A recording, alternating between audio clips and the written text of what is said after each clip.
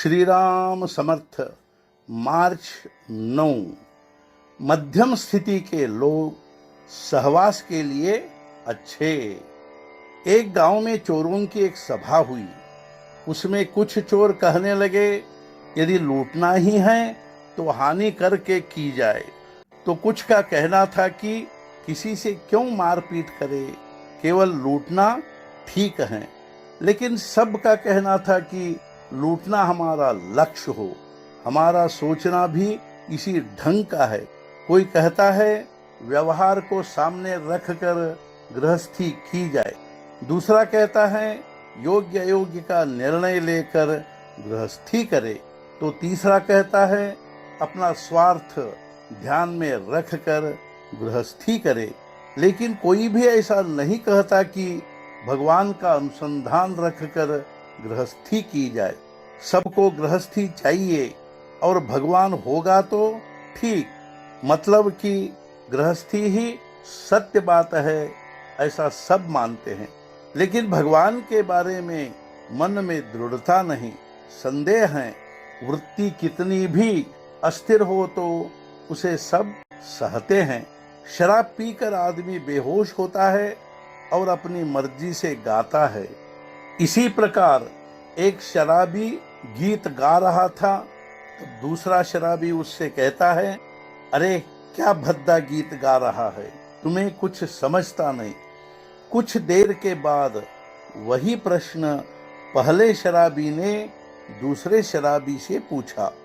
उसी तरह गृहस्थी में जिनकी वृत्ति स्थिर नहीं है, ऐसे लोग मन चाहे मत प्रकट करते हैं और वे एक दूसरे को दोषी ठहराते हैं।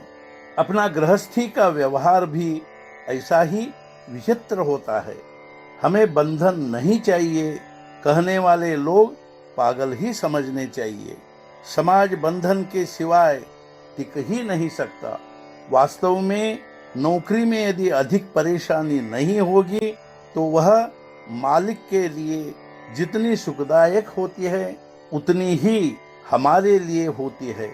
उल्टे मालिक बनने में अधिक परेशानी उठानी पड़ती है। व्यवहार में हम दूसरों की धोखेबाजी समझ पाए, इतनी ही धोखेबाजी की जानकारी हम में हो, लेकिन हम स्वयं धोखेबाज न हो। मतलब यह है कि हम औरों को धोखा न दे। हम में इतनी व्यवहार कुशलता हो कि हमें कोई धोखा न दे पाए। व्यवहार की दृष्टि से देखा जाए तो मुझे मध्यम स्थिति के लोग ही अधिक मात्रा में मिले हैं। वे व्यवहार और संगति के लिए बहुत अच्छे होते हैं, क्योंकि वे सभी दृष्टि से मध्यम श्रेणी के होते हैं। उनका पाप मध्यम श्रेणी का, पुण्य मध्यम श्रेणी का और परमार्थ भी मध्यम श्रेणी का होता है।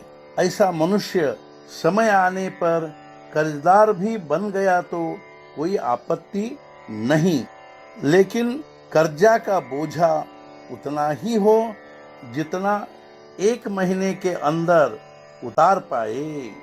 आज का मुख्य विचार, धनवान उसे समझा जाए जो अपने पैसे से नीति धर्म का पालन कर पाएगा, जो बाल बच्चों का रक्षण कर पाएगा, प्रतिष्ठा से जीवन व्यतीत कर पाएगा। सद्गुरुनाथ महाराज की जय। जय जय रघुवीर समर्थ।